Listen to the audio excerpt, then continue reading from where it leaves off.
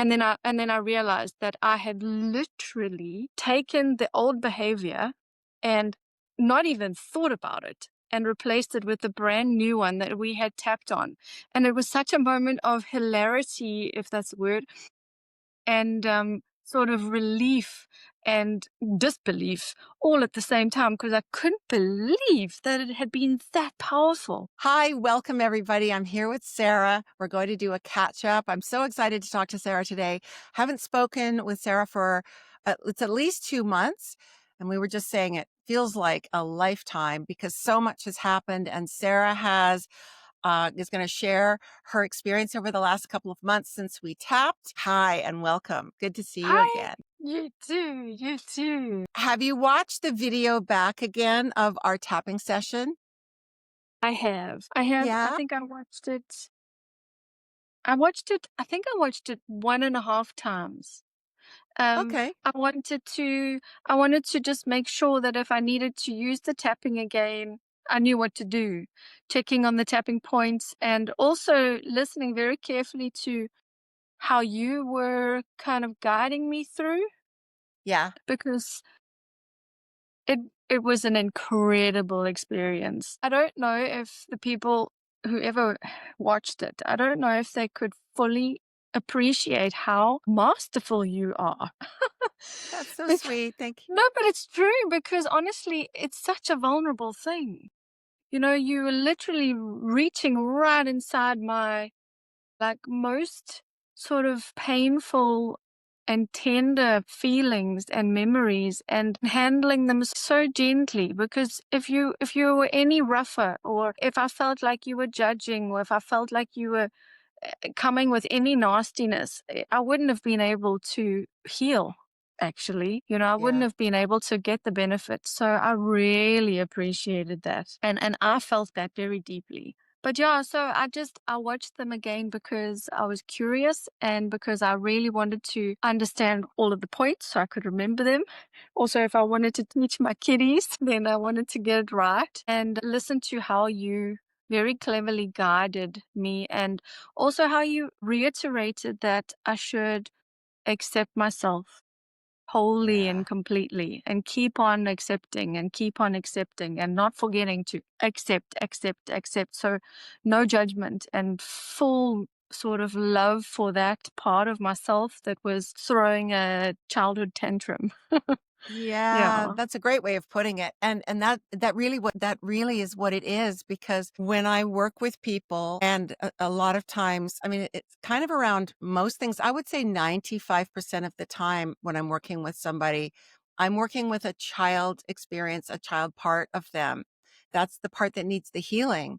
And so I treat that like I'm working with a child. I'm very and gentle. And so in a really real way, I am connecting with a part of you that was formed when you had an experience that was too challenging as a Mm, child, or an experience that was overwhelmingly positive, like in the case of the cravings, the sugar craving.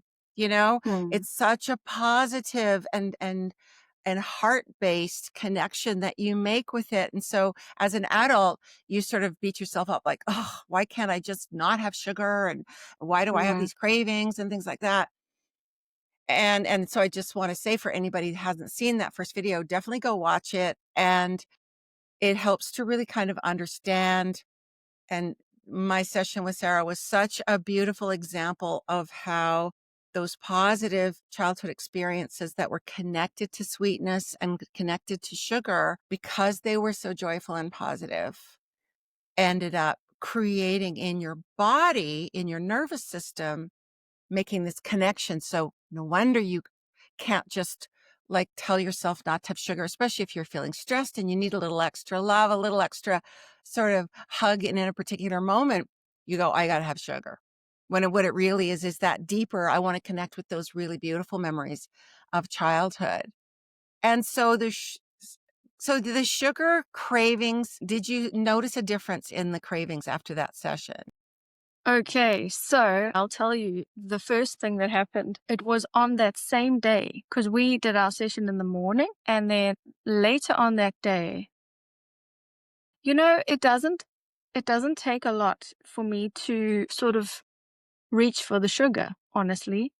It Mhm. doesn't mean I always have the sugar, but it doesn't take a lot for me to feel that need, that craving. And I don't know, I can't remember the precise situation that day, but there came a point when I was feeling a little bit more stressed. I think it was towards the afternoon.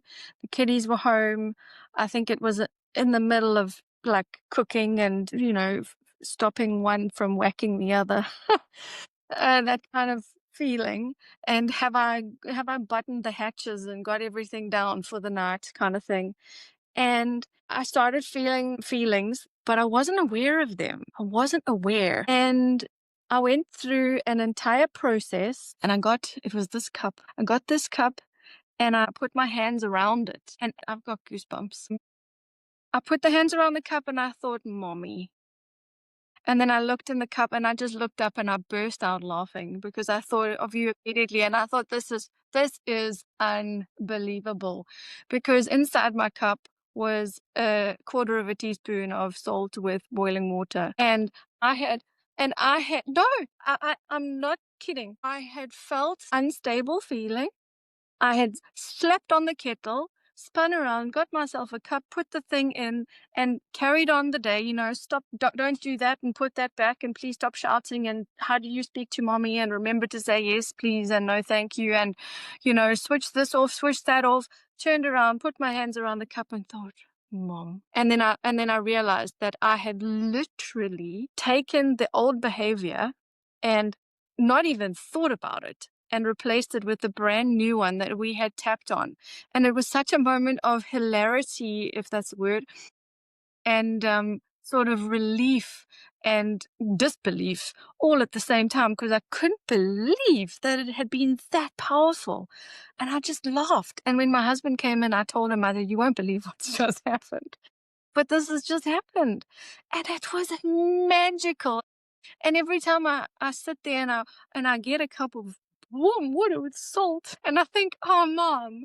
And it's just, I can't even describe how freeing it feels, because it's so clear that what I wanted and what I've always wanted is mother love, not sweetened protein powder and Greek yogurt and chocolate and cake and bread and, I mean, you name it.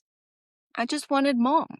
And Yeah. and this has just been and because of this, I've been able to make it more conscious. Like my habits and how I do things, it's highlighted it more. Like I'm much more aware of when I'm reaching for the sweets or Yeah. anything. I'm going, are you really looking for that?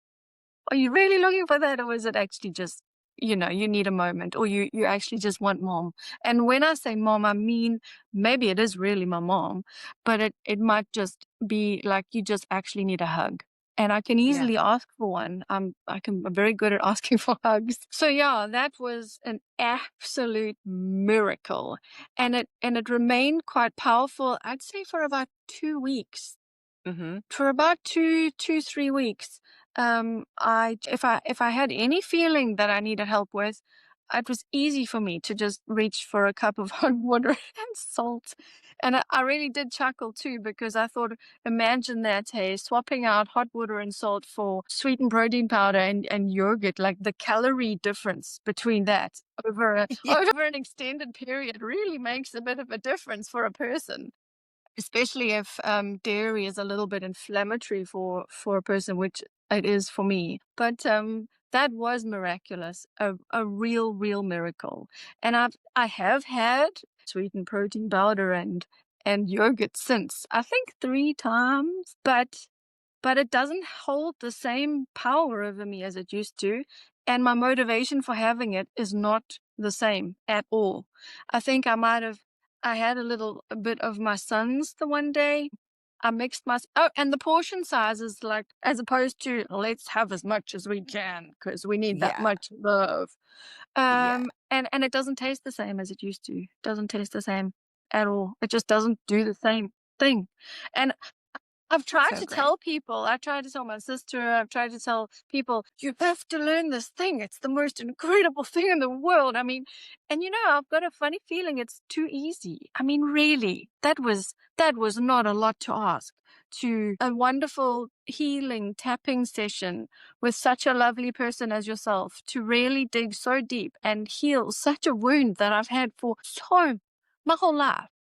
And it feels too easy. It feels too good to be true, honestly. But now I know after nearly more than 2.5 months, it's true. It really is true. That is such a wonderful testimonial. And just for anybody watching, go and watch Sarah's video so you'll know exactly what Sarah's talking about and how this process works. And what you described, Sarah, about how it doesn't taste the same. I'm sure you still enjoyed the yogurt with protein powder. In fact, what I noticed when I tapped on my cravings is that I I noticed all the same things you just described. I noticed that I might go a long time without even thinking about it or being interested. And then when I did sort of try the thing again, it was kind of more out of curiosity to see what the Yep. effect would be on me, like almost like you're sort of testing, going, this can't be. I can't have gotten rid of such a big sort of relationship in my life with this food that I craved. And so you almost want to try it just to see if it's a magic spell and it's going to break if I Yes. eat it. And so, and what I actually noticed was that in a weird way, there wasn't that urgent kind of out of control craving that drove me to have the thing. And I'm thinking of these particular pastries that I was addicted to, and I tapped on them. And after 20 minutes of tapping, I really thought, well, I don't feel like there's any difference. And I was getting one every single day with my coffee at a local cafe on my walk, and they were cardamom bun kind of pastries, and they were so good. Divine. And Sounds uh, divine. they were divine. And I had been telling myself for 3 months, I got to stop this. I'm going for my exercise. And here I'm stopping and I'm having a little cappuccino and I get a cardamom bun. I'll just do it today. I'll just do it today. Yeah. I'll just do it Yeah. today. My God, 3 months of I'll just do it today. So I decided to tap on that when I was teaching a course on cravings tapping, and I tap along with people. So I tapped on this cardamom bun thing and I tap, tap, tap. I didn't notice a difference at all. It still tasted as good because I bought one to tap on. So I ate it and I tapped and I connected, and nothing in particular kind of came up for me. So I thought, well, because I'm in kind of a work setting, I can't really go deep into like, does this come from my grandmother? Because a lot of my love of wheat and baked goods came from my grandmother being a baker and everything. And so I just thought, oh, I'm only tapping for 20 minutes. You have to do like a proper hour. And in the studies that they've done at the universities in Australia on cravings, when they look at the brains before and after of people after they've tapped and gotten rid of their cravings, they do think it's either 4 or 6 1 hour or 2 hour sessions of tapping. And we did That's one quite hour. a lot. Yeah. Yeah, Yeah, that's quite a yeah. lot. You and I did. And this was 20 minutes for my tapping on these cardamom buns. So I just went, oh, that's why. And 6 weeks later, I was at this cafe and I was lining up to get a coffee. I had a friend visiting from out of town. And I heard her say, those look good. And I turned and she was pointing in the pastry case at these cardamom buns. And I realized I hadn't seen them in 6 weeks. I had a coffee every Right. morning, but I hadn't Yeah. seen, it was like they were off my radar. Yeah. And so, but then what was interesting is I thought to myself, wow, that cravings tapping I did, even that 20 minutes really helped. That's interesting. So then I said to myself, so I must not have the craving anymore, which means I can have one. And then I Uh, thought, I'll have one tomorrow. I don't really feel like one right now, so I'll have it tomorrow. The next day, I'm lining up there, I'm getting my coffee, and I thought, I promised myself I could have a cardamom bun this morning. And I was like, checked in with my body and went, not really feeling the vibe of having a cardamom bun. So I'll have one tomorrow. Cut to 6 months later, I'm talking to a friend of mine, and she says, it's a real shame that they lost that baker at the cafe. And I was like, "What do you mean they lost?" And she said, "Oh, he was awesome. He used to make those cardamom buns and he left." And I went, "When did he leave?" And "About," she said, "It was about 2 months ago." I hadn't even noticed that those, and I was still getting my coffee every morning in that cafe. So it suddenly those buns were outside my radar. I think I did have one once in that period of time, and I remember as I was eating it thinking, "I'm enjoying this, but there's no desperation around it." Mm, Because I think I understood that I wasn't going to get an emotional hit from it. It was just mm. a food item and a sensation in my mouth, and so the food item was delicious, the sensation was nice, but it wasn't the same almost sacred experience that it used to be when I'd eat those things. And also the guilt when I used to eat them. I would beat myself up the whole time I was eating them. It was like I had the cardamom bun with a nice slathering of self-hatred on smeared on top Yes. because I Yeah. But it's if I can comment, it's I feel like that the emotional component actually almost alters the taste or somehow heightens the whole experience. Almost like I want to say like a sorry, I'm trying to think. Like an arousal. You're aroused more because of the emotional experience added to the thing you're tasting. And then when that emotional experience is out, you're not aroused in the same way, and it's almost like you're tasting it for the first time for what it really is, not which is for what you've kind of made it up to be. It's the same with smoking cigarettes because I did that too long ago, and yeah, I still crave cigarettes sometimes. And I've done that, and I've tried a cigarette every, I don't know, every few years, and I'm just like, that is the most disgusting thing I've ever tasted in my life. And it tastes nothing like the blissful experience that I used to have when I smoked cigarettes. And I've also heard people with Coca-Cola. Oops, am I not allowed to say that? With sodas, that yeah, sometimes, yeah, they can stop having sodas for months and months and months, and then they taste their favorite soda and they think, what was it all cracked up to be? Because this tastes nothing like what it used. They must have changed the recipe.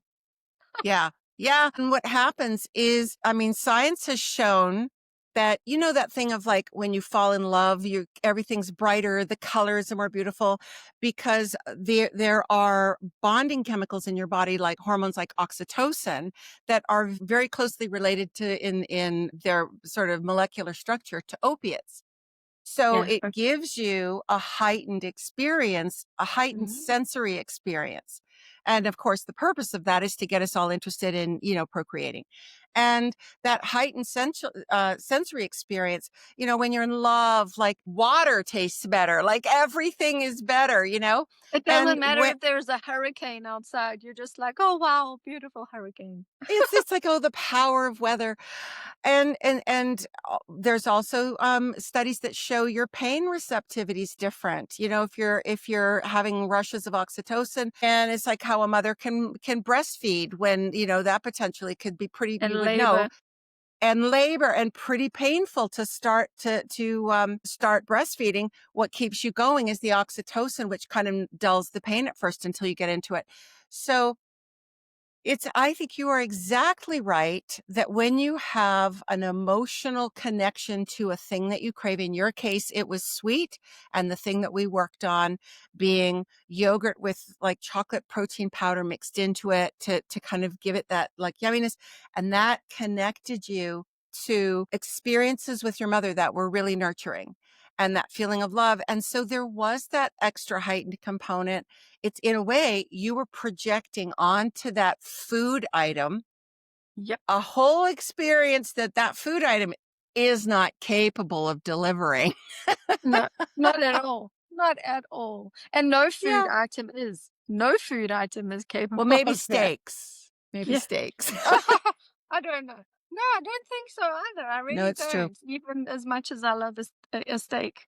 And that's why the food noise goes away on carnivore, I think, because you stop engaging emotionally with your food. I mean, when I'm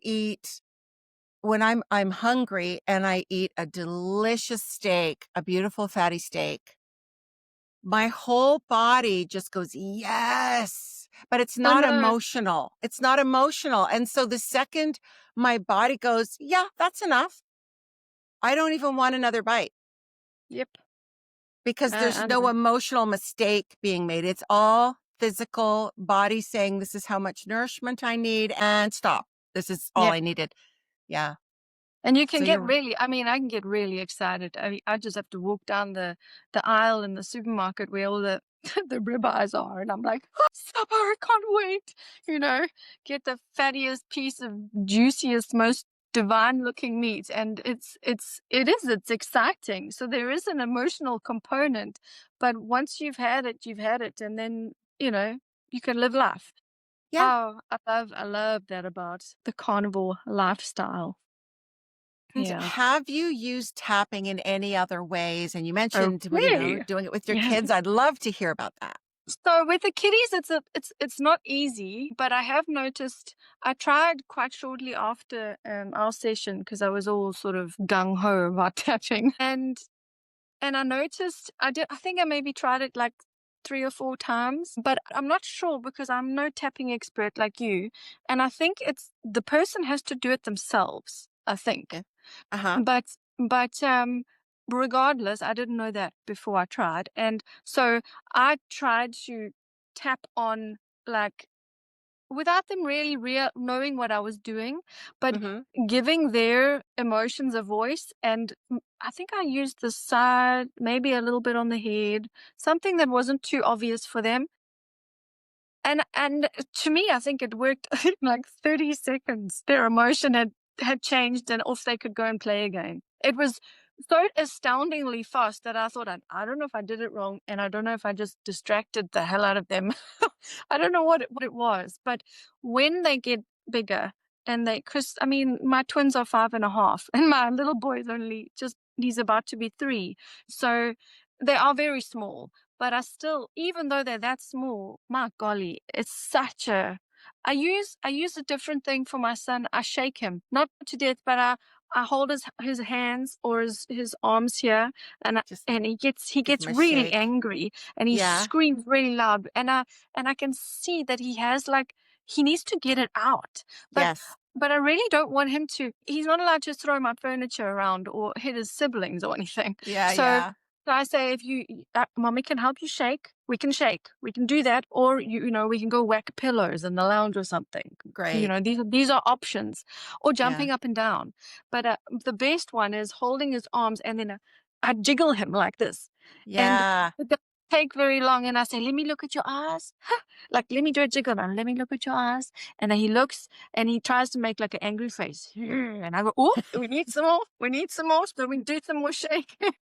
And then it takes probably 3 whole minutes, I get Wow. pretty tired because it's a lot of shaking, and I hold Yeah. him, shake, shake, shake, and before long, he's got twinkly eyes, and "Oh, I can see the twinkles coming," and the hard, hard, hard, angry, angry emotions. It's overwhelming watching little people Yeah. display such strong emotion, but it's natural.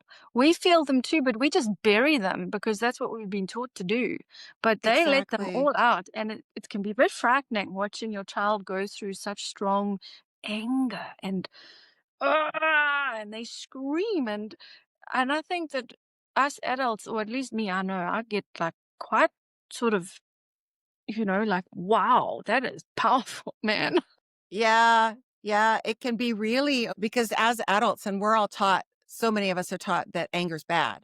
And it's Yeah. like, in fact, a lot of times if I'm working with a client and there's anger that's coming up around something, the client sometimes feels like there's something wrong with them that they feel this anger because their conscious cognitive part of their brain is saying, I know better. Why am I being so triggered? And they're apologizing for the anger. And I'm like, no, you don't apologize for anger. Anger needs to be expressed. Tapping is Yes. a great way to express the anger. And Yeah. as the kids get older and you can teach them, there's really simple tapping points for kids. You just go eyebrow like this on the inside of the eyebrow, under the eye, and like these points here. Okay. This Okay, that's just those amazing. 3, like this, and this. And if you teach them how Amazing. to do it, And then when if your child is angry, but you've done it ahead of time so the child knows, and when they're doing this, they get to say anything they want and they Yep. get to express anything they want, but they Yep. have to be tapping at the Yeah. same time. And then they will want to tap because they Feels get so to good. express. Yes, it feels Yeah. so good because you're not shoving your emotions down. Yeah. You are expressing. And little kids, when they express anger or they cry, they're upset about something and they ball their head off and then they go, you know how they shake, they kind of shudder and they go, Yes. and then they're happy instantly. You know, that's right. They go, Yeah.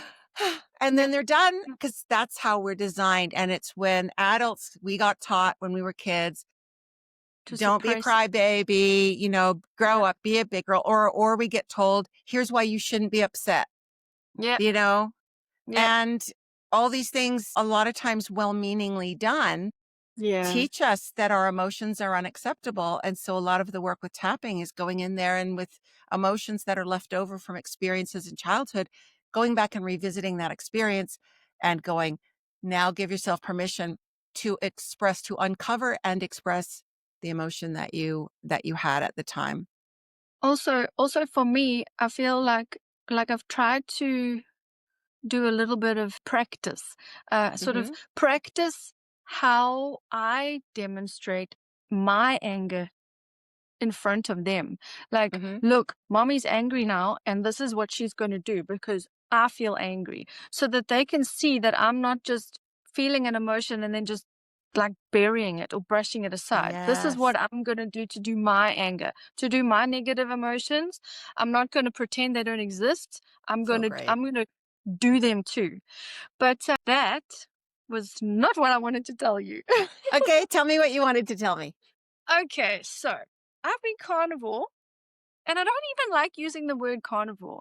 On the 26th of December 2023, I said, that's it, I'm going to be carnivore. So I started my journey on that day and will never ever regret it. But unlike Kathy, bless Kathy, who had, I mean, I had very good reasons and I still have very good reasons to be carnivore, but I'm not like, you know, heading for gallbladder surgery or anything like that. Mm. Mm. And so for me, I feel like, I don't know, but I still really struggle with the emotional cravings for food. Mhm. And I still use food so much for soothing. So I have tried my best to stick to the straight and narrow carnivore lifestyle, Mhm. but I've veered. And I feel like I can't be the only carnivore that doesn't like fall off every now and then. So Everybody, well, most I'm people do. real, okay? Yeah, yeah, I have. So I know you have, and I love you for it when you talk about your sourdough bread and other things, wine and whatnot. But Yeah. so I fell off the first year in Easter because of the blooming Easter eggs, and it took me about a month and a half to get myself straight again. It was really hard. And it was devastating too because my mental health went straight out the window with the, as I welcomed in the Easter eggs, so the mental health left out the back door. Yeah, it was a And trade. then yeah, it really was. When you're addicted to something, I don't know what it's like to be addicted to like hard drugs, but I think sugar is pretty It's a up pretty there. hard drug. But Yeah, to it's me, a it always mind-altering feels substance. it feels like I am in a gigantic big funnel whirlpool and I'm naked and the entire thing is filled with dishwashing liquid on the sides and doing I am ripping my nails raw trying to grip onto the edge of the slippery, spirally, desperate, whirlwindish struggle to pull myself out of what feels like this massive big black hole that you're going to disappear into of just misery and self-loathing and hatred and Mm. pretty much death. Mm. Um, and that's what it feels like. I've been in that situation so many times in my life. And I suppose I've kind of developed a bit of a PTSD to it because it's that horrible and I know where it Mhm. goes Mhm. and I never want to go back. Yeah. Anyway, so pulling myself out, it took about a month and a half, and I finally got out. And Mhm. then I repeated it the following year, also The around following Easter. Easter? Oh, yeah. Yeah. I managed Christmas. Funnily enough, was fine, but Easter, for some reason, those bunny rabbits. Yeah, they're cute, aren't they? With the little bell on Yeah, the little but they're delicious. Anyway, and people just for some reason think that the kiddies need to eat like tons of chocolate. And oh, Yeah, anyway, so I try to take it away from the kids and then it sits in the cupboard and taunts me. So then what happened very recently, I think maybe 3 weeks after we spoke. yeah. Don't ask me why. I think the reason was just emotional. It was one emotional hit after another emotional hit. And it wasn't like a big life shattering emotional hit. It was just me feeling maybe lonely. I want to go home to South Africa. We're Mm, going in Feb, but I haven't seen my family for 2 years, and I've mhm, got little kids growing up, and I really want to share them with them. It was just a compounding emotional burden in the moment, and I fell off on the Saturday, and I don't know what I ate, but it was something dumb, probably some chocolate. And nothing like really bad or anything, mhm, just something. And then I righted myself on the Sunday. So the Sunday was good. I even went for a few sprints. It was great. mhm, And then something else happened that Monday morning. And I could just feel this feeling inside me, this sinking feeling inside me. And I fell literally like flat on my face. I had bread, and I haven't had bread for years now. It's the one mhm. thing that I won't let myself have because it was such a bad Slippery kind of, slope. yeah. Yeah. Anyway, And what so happened? I lived that Monday.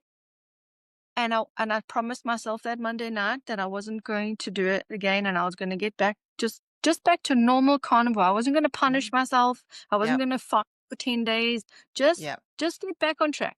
And I woke up the next day and I couldn't. I was slipping down that slope. I couldn't stop the Yeah. slide.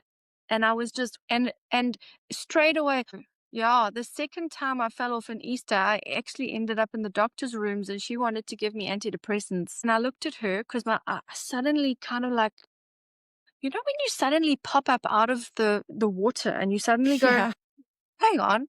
And I remember watching a podcast, probably Diary of a CEO, and the person said that exercise is more powerful than any antidepressant there is. And I thought, well, what's the point of taking antidepressants when I could just go for a walk? So Yeah. I committed to walking every single day. And I Yeah. said to my husband that my life depends on this walk, so don't interrupt my walk. I need to walk. And so that's how I got myself out the second time.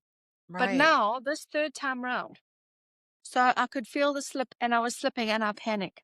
I was panicking like I couldn't believe because I didn't want to go to that deep, dark, terrible, terrible place that's in the dungeons of life. And I found myself sitting on my bed that Tuesday night and I didn't want to go to sleep. I didn't want to get in the shower. I didn't want to take off my clothes. I didn't want to lie down. I didn't want to go to sleep because going to sleep meant that I would then have to wake up the next day. And if I woke up the next day, first, I was going to promise myself when I went to sleep that I wouldn't do it. And then when I woke up the next day, I couldn't be sure that I'd be able to stop the slipping. And I just sat there and just like, I was in such panic, like actual desperate panic. Like, what do I do? How do I do this? Like, how did this even happen? Like, how did something so small end up spiraling so big? Yeah. And then I remembered you. And I sat on my bed and I tapped and I tapped and I tapped and I tapped. It took me approximately 45, 50 minutes, but and I didn't do it right. I said, okay, I'm feeling in from a scale of 1 to 10, how do you feel like in terms of crappiness right now? And I was like, well, I'm feeling like a 20 right now. So I was like, that's okay. You can feel a 20, go. And I just said, well, I'm frightened. I'm terrified. I'm scared of waking up. I'm scared of going to sleep. I don't want to live tomorrow the way I lived today. And and I just carried on tapping and tapping and tapping and giving a voice to that fear. I just spoke the fear. I spoke it out and spoke it out and spoke it out. And thank goodness my husband was putting the children to sleep that night because it just gave me a bit of time to breathe and tap because I didn't know I was gonna tap. I didn't plan it. I just remembered it like an angel landing on my shoulder and saying, "You can tap." And I thought, "Ooh." So I started tapping and I tapped for about 45 minutes. It felt like it took a half an hour just to get to like a 10. Yeah.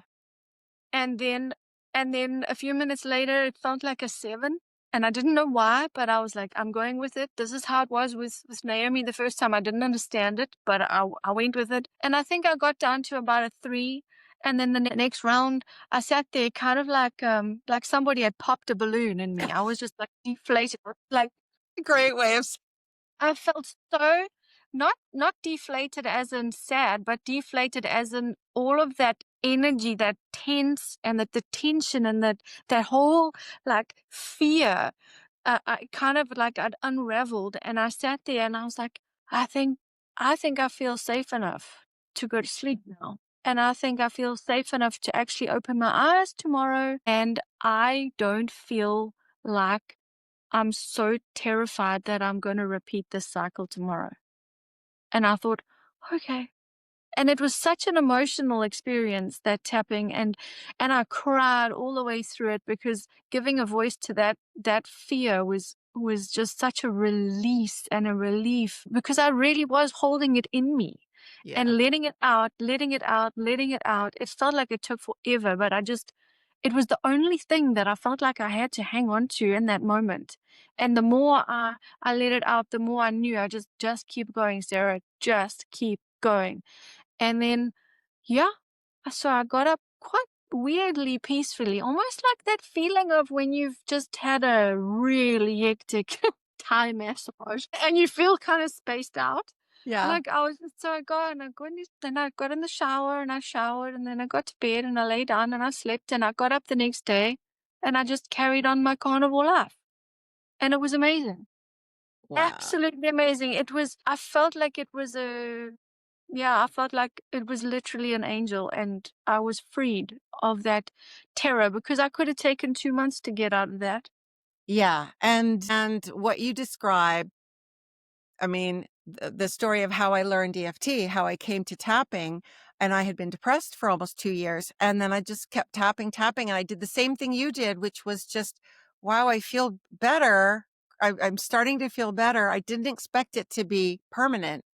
I just kept doing it because I was feeling better in the moment, and then all of a sudden, it was like, I mean, and for reference to anybody watching this was a total 2 sessions a day in my room, which I was spending that time crying in my dark room anyway when I was depressed. So I just added in tapping, you know, and, um, and so it was probably between 10 and 14 hours total in about a week. And then all of a sudden, probably 20 minutes into the final little tapping session I was doing, I felt like that balloon popping feeling. It was like suddenly I went from all this emotion and the emotions that I had been struggling with in my depression and that feeling in my body and the exhaustion and the physical pain of depression.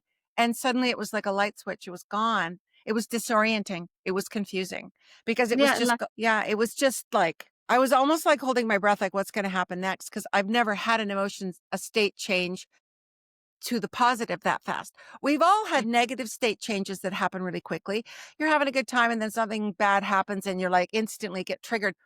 But how many times have we had the opposite happen where you're in a really bad place and then suddenly, I mean, without finding out that you won the lottery or something, but yeah, yeah. suddenly you just have this Positive change. instant peace. Yeah. It's instant peace. It's like the weather really, really bad. And then suddenly the thunder, lightning, and the rain stops, and you look outside and it's blue sky, and you go, "Where did the clouds go? It was raining 2 seconds ago." Yeah, but I watch my children do that. Yeah, that's true. They can swap from a bad state into a positive one like a light switch. Yeah. And I think it's not because we're not capable, it's just because we haven't practiced, because they're capable. They came with that ability. We're born Yes. with that ability to shift our states as we wish. And we need to practice that. That's a really good point. Well, I'm But so proud of you, and I couldn't be oh, happier that you did that. When you me started too. talking about it, I was thinking, Do we need to tap on that? I didn't know it was going to be a story about how you tapped on it yourself. I could not be happier because that's what I want to do. I want to empower people with this tool to be able to use it to free yourself from that downward spiral. That's why I started this channel. That was my dream because, and when you said, I don't know, if other carnivores, ever kind of fall off the wagon. The reason I named my channel Craving Carnivore, I'm specifically focusing on cravings, but lots of other things as well, because in those hundreds of carnivore videos that I've watched and that we always watch when we're kind of getting ourselves ready to try carnivore and kind of working up the courage and trying to get educated about it, you encounter stories of these influencers. We all know who they are, and they're really prominent in the carnivore space.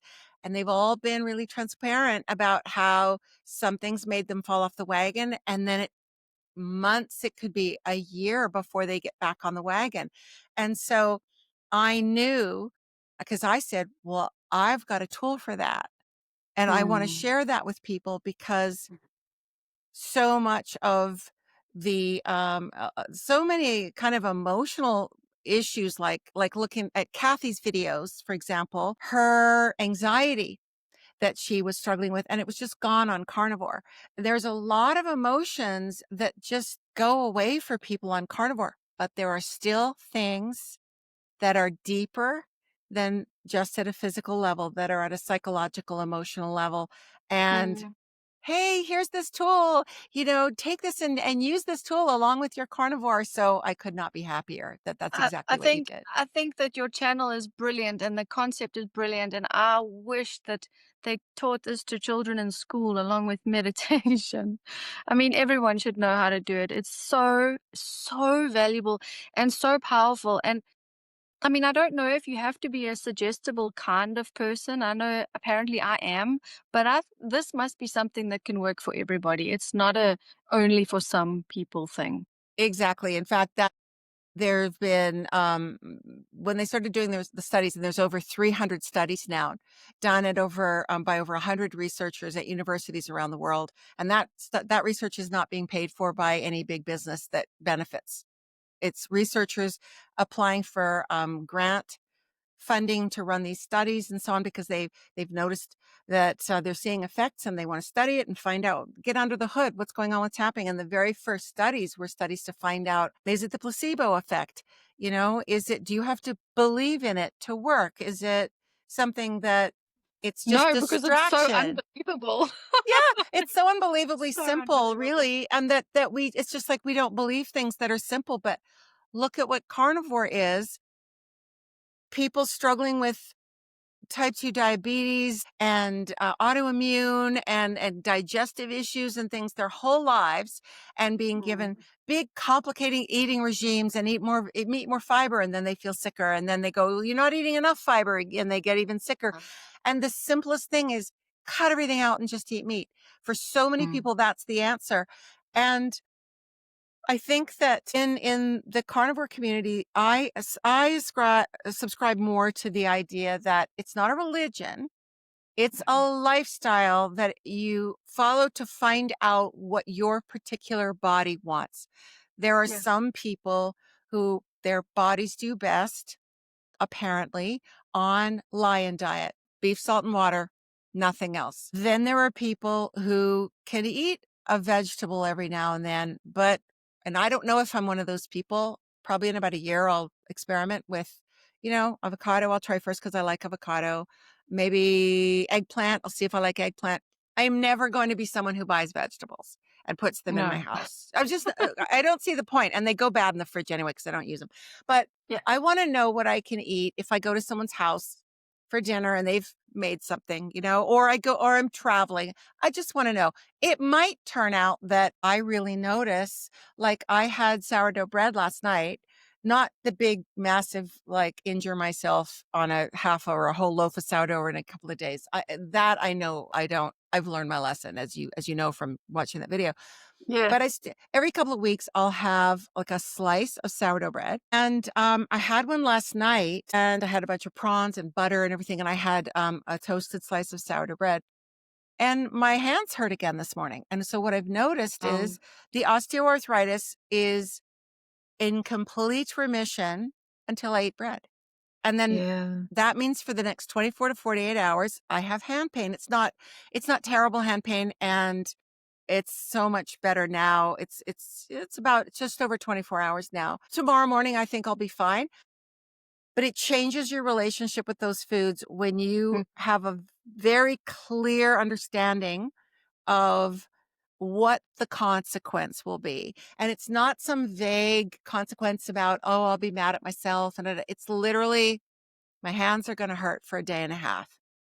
yep, And sometimes I go, worth it. I'm going to yep, have it anyway. And sometimes I yeah, go, not worth it, because I have to do a bunch yeah. of gardening tomorrow and I'm pulling weeds and I'm mowing lawns. And if my hands hurt, that'll be really uncomfortable. I think I'll Mm. skip the sourdough. But that's what you can do when you don't have an emotional connection to it. Yes, because it's more S- like data. It's Yes, not all confused by the emotion. It's just physical feedback. It's like that's right. yeah, looking at data points like, huh, okay, yes, no, okay. Not like, oh, this whole whirlwind of anyway. Of But noise. Yeah. yeah, I can't remember if I told you the first time, but for me, it took 3 weeks, 3 weeks of carnivore in the beginning, and then the depression and anxiety lifted.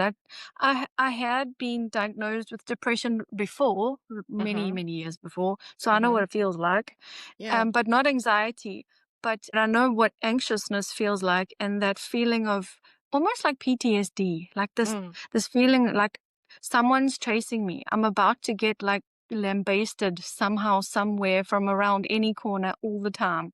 mm, And that lifted completely. So yeah, so with Kathy's anxiety too, I can understand how carnivore really helped with that. But then for people like me, if there's anyone else out there like me, if you do the whole soothe with food thing, like in a big way, mm. it's the emotional cravings. I think I spent the first year of carnivore doing what they call priming, because Yes. I just gave myself full permission to Yeah. eat anything, anytime, anyhow, as long as it was animal based. So I had deli meats and kind of dried salamis, and I yogurts, milk, not milk, yogurt cream, but Mm, anything that went, and it was carnivore, eggs, whatever it was. I had boiled eggs put in the fridge all the time. There's boiled eggs in the fridge just in case I was like, an emotion happened. We need to put something in to stop emotions. It didn't matter. And I did that for a whole year or more, I think. So I didn't gain a single kilo. your body No, loved it. I didn't lose a kilo, sorry, but I didn't gain a kilo. That No, blew my mind. Blew that my would have mind. been so good for your metabolism. And I think so. I don't think priming for a year is a bad idea. And I go through periods where, I think Kathy mentioned the same thing, last week. Hungry. Hungry, you saw it, yes, and just hungry for some reason and just obeying it and just going Yeah. with it. Yeah. And when you feel that needing to soothe yourself with food, something that you can do is just pause before you sort of act on it and say to yourself, I'm not going to stop myself from soothing myself with food. I'm just going to insert a little experience ahead of it, because that part of you that needs soothing is obviously awake in that moment. And that's when you can tap and target it with Yeah. tapping. And so you just start tapping and you just acknowledge how you feel. You just go, I really want to soothe myself with food right now. What do I want to do? I want to eat a lot. I want to really I want to fill my stomach. I know I'm not hungry because I just had a big steak 2 hours ago, but I just need something. I need something and I deserve, and just whatever comes into your Whatever. mind, because again, you're just meeting that part of you that needs to be acknowledged. It needs the food. That's what Mhm. it's trying to get acknowledgement from the food. And what you're saying is, you can have the acknowledgement of the food, but let me try giving you this kind of acknowledgement first. And quite Mm. often, or eventually, it might happen straight away. It might happen eventually. you just find that you forget about actually going and eating if you're not hungry, you know? You just go after you've done that tapping, you have that big sigh and you go, "Huh, I don't really need it now." With that tapping, so because do you with that tapping, can you just start on any tapping point, or do you have Yep. to go through everything? You Or don't can you have to just start with that. You can I can just just straight away just go to what Yep, feels the most comfortable tapping point and just tap? absolutely. Just let it out. Absolutely. Oh, can Yes. you? Okay, Yeah. because that's kind of got me a bit stuck every now and then when I was like, I want to tap. I want to tap. Yeah, yeah. Just Yeah, tap you can just pick a tapping point, you and know, just and just go it could be your fingertip points too, you know? okay. Okay. You can just you know why people chew their fingernails and stuff? Because we have tapping points there, and so it's an unconscious self-soothing thing. Really? Because my Yep. husband and my 2 boys, all of them, they bite their nails. Naughty boys. Yeah, so Are you you talking just tap sorry. you just tap and acknowledge how what you're feeling, and a lot of times, you're not sure how you're feeling. So you just tap and go, "I'm not sure." You could do a bunch of points and go, "I'm not sure how I'm feeling right now, but I feel like all I know is I wanna go eat, and I know I'm not hungry, but I really Yeah. wanna eat. I wanna devour I wanna eat a whole side of beef right now. I am so what's going on with me? I don't even know what's going on," and have a conversation with yourself while you tap. Okay. So I think this is a good time to tell you the next thing. And I know, is it okay? We've been speaking for so long. Sardines. Yes. I'm so excited.